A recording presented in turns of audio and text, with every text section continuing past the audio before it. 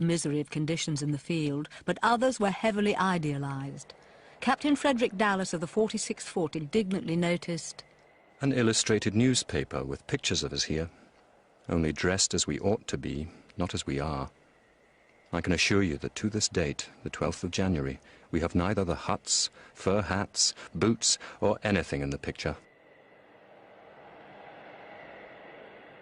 It would be months before such Crimean knitwear as the so-called balaclava woolen helmet and the cardigan were to arrive in the British camp. The best the men could do was to grow their own head warmers.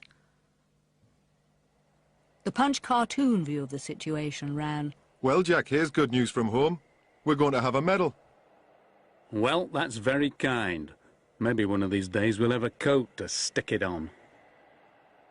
As conditions and morale declined, Captain Dallas watched the British commanding officer with contempt. Lord Raglan rode up on a sleek horse a day or two ago, and all he remarked was, "The artillery horses appear insufficiently clad." God forgive him. 2 months ago, he could have got as many ships as he wished and loaded them with wood, with mules from Constantinople, with forage, with in fact every preparation for fighting against winter. But no, nothing was done. He rides rarely through the middle of the camp. The soldiers don't know who he is, and the officers run away to avoid having to salute him. The winter conditions were nobody's fault, but the commissariat were supposed to provide rations and warm clothing, and had they done so, the effects of the winter would have been very, very much less severe than they were. The responsibility was with the Commissary General, Filder, and behind him, of course, was Raglan, and Raglan must take the ultimate responsibility. There's no doubt in my mind that if the Duke of Wellington had been alive and had been Commander-in-Chief there, then Filder, the Commissary General, would have swung from the gallows. If Raglan couldn't see the problem, the Times could. "The noblest army ever sent from these shores has been sacrificed to the grossest mismanagement. Incompetence, lethargy, aristocratic hauteur, official indifference, favour, routine, perverseness and stupidity reign, revel and riot in the camp before Sebastopol, in the harbour of Balaclava, in the hospitals of Scutari, and how much nearer home we do not venture to say." In London, the failure of aristocratic management in the Crimea was seen as a metaphor for the failure of aristocratic management of government generally, and the Times threw its weight decisively behind a campaign to get rid of the current government. This culminated in January 1855 in a vote of confidence in the House of Commons. The government was so heavily defeated that the result was greeted not with the usual cheers and rattling of papers, but merely nervous laughter. British officers and men were more critical of their commanders in the field, as Colonel Charles Ash Wyndham wrote to his brother. "I shall be surprised if I see the generals in authority now in the Crimea handed down to posterity as anything but a comfortable, easy-going, gentleman-like set of do-nothings who are only fit to scribble a dispatch to the Secretary of War. If this weather lasts a fortnight, this army is ruined, absolutely." Having seen his regiment decimated, Lieutenant Richard Llewellyn himself fell ill, and in March 1855 was shipped home and resigned from the army. Inside the cupboard of the journal he had kept during the campaign, he scribbled one final note. "The destruction of my regiment, which was effected during the months of November, December, January and February, was not owing to any shortcoming on the part of the regiment. It was a case of murder."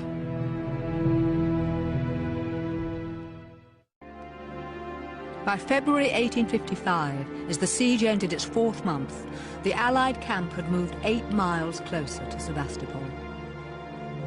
The distance from Balaclava simply exacerbated the problem of supplying a camp of 80,000 French troops and 45,000 British. But as the commissariat failed to meet the needs of this huge army, once again, middle-class professionals back home came up with a solution. Florence Nightingale and her nurses had turned the tide of the medical crisis. Now civilian engineers in Britain offered to build a railway from Balaclava to the front line.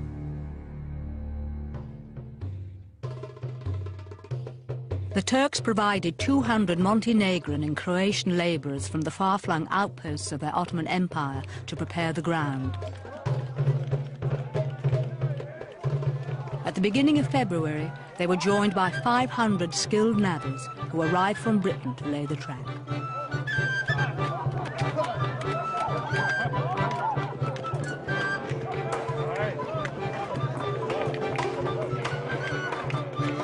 Soon Russell was reporting huge progress.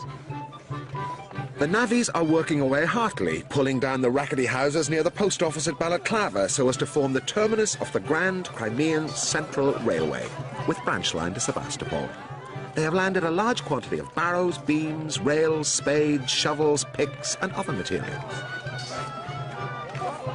On February the 8th, the navvies started to lay the first rails. I was astonished to see the progress of the railway. The navvies work famously and do more work in a day than a regiment of English soldiers do in a week. To be sure, the navvies have yet in them the stamina of English living, which has long since been worked out of our poor fellows. Captain Henry Clifford. On February the 23rd, the first load of commissariat stores was carried from Balaclava to the British camp. A fortnight later, the photographer Roger Fenton arrived in Balaclava. Fenton was the 36-year-old son of an MP and a founder member of the Royal Photographic Society. On reading of the war, he was keen to go and see for himself. I resolved to go at once to the front and take Sebastopol by photography. Fenton had photographed the royal family, and this connection eased his introduction to the High Command in the Crimea. It may also have inclined him to a less critical portrait of the war than he had read in the papers. Everything seems in much better order than the Times led me to expect. There's great activity with the railway workers. Here, a stationary engine is being erected to drag bricks up the hill, where the road is at present steep, and huts are growing up very fast for the timekeeper and workmen. Among the supplies belatedly arriving in the camp was winter clothing. Fenton persuaded some of the officers to dress up in it for his camera. By the time it arrived, however, it was far too warm to wear. Once again, the commissariat had done too little, too late.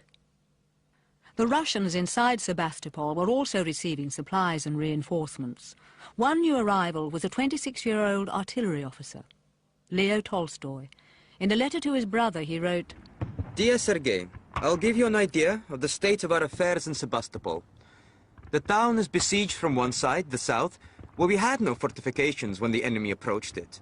Now we have more than 500 big caliber guns on this side, and several lines of earthworks, positively impregnable.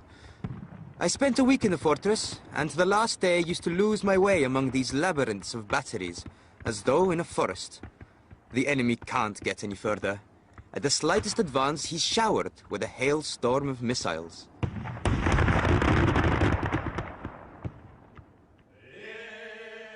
The siege never succeeded in completely cutting off Sebastopol, and a second Russian army hovered nearby, harassing the Allies and keeping supply lines to the city open.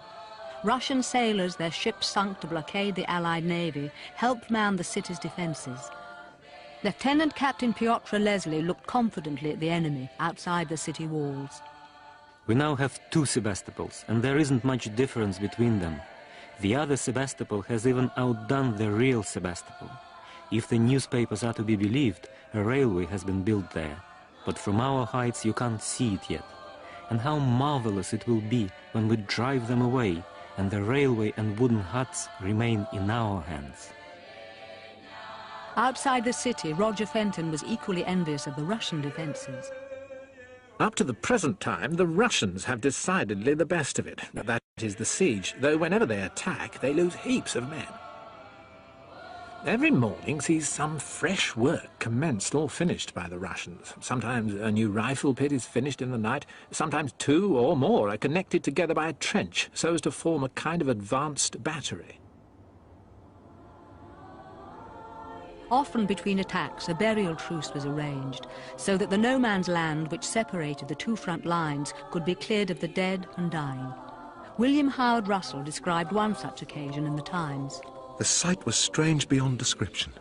French, English and Russian officers were walking about saluting each other courteously as they passed, and occasionally entering into conversation, and a constant interchange of little civilities, such as offering and receiving cigar lights, was going on in each little group. But while all this civility was going on, we were walking among the dead, over blood-stained ground, covered with evidence of the recent fight, and through the midst of the crowd stalked a solemn procession of soldiers, bearing their departed comrades to their long home.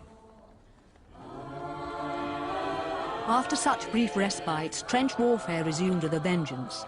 Captain Hugh Hibbert of the 7th Fusiliers likened the men going down to the trenches to sheep en route for the slaughterhouse. Not knowing when it will come to one's own turn to receive an ounce of lead for breakfast, or about 6 pounds of iron in the stomach as a cure for the cholera. Morale among the Allied troops was low. Boredom was setting in, and there was a feeling that anything would be better than this interminable game of cat and mouse. At least the railway ensured there was no shortage of ammunition. On Easter Monday, April the 9th, the Allies began their second bombardment of the besieged city.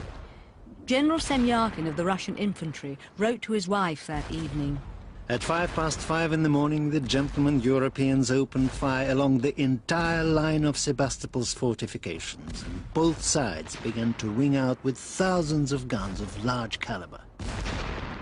The photographer, Roger Fenton, went out to watch the bombardment. The ground here is covered with cannonballs, and I took care to keep well behind the hill in going down, for I could hear the whir, and thus that the balls were coming up the ravine on each side.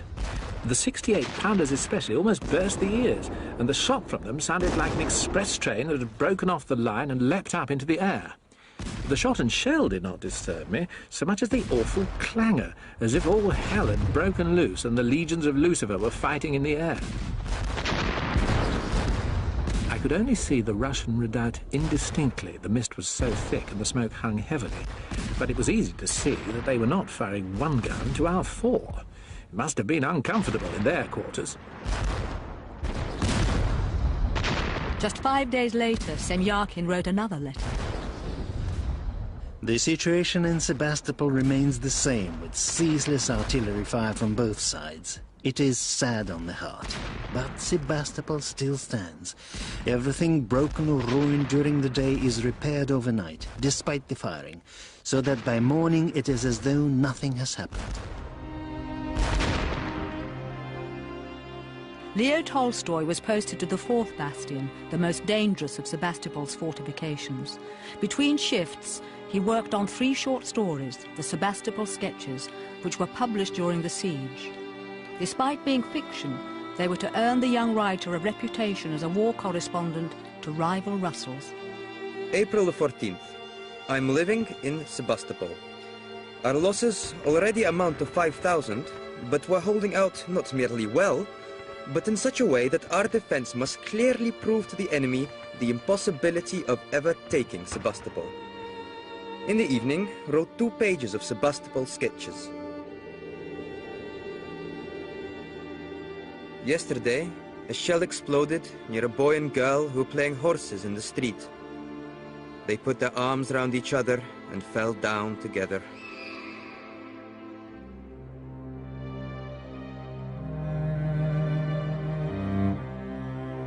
The war had become a stalemate. Sebastopol had been under siege for 6 months with no end in sight for either side. Tolstoy began writing his second story of the siege, Sebastopol in May. 6 months have now passed since the first cannonball came hurtling over from the bastions of Sebastopol to churn up the earth on the enemy's works. Ever since then, thousands of shells, cannonballs and bullets have been fired from the bastions of the enemy trenches and from those trenches back at the bastions, and the angel of death has hovered ceaselessly above them. But the dispute which the diplomats have failed to settle is proving to be even less amenable to settlement by means of gunpowder and human blood. Britain and France had been at war with Russia for a year, but the war was to continue for another 12 months.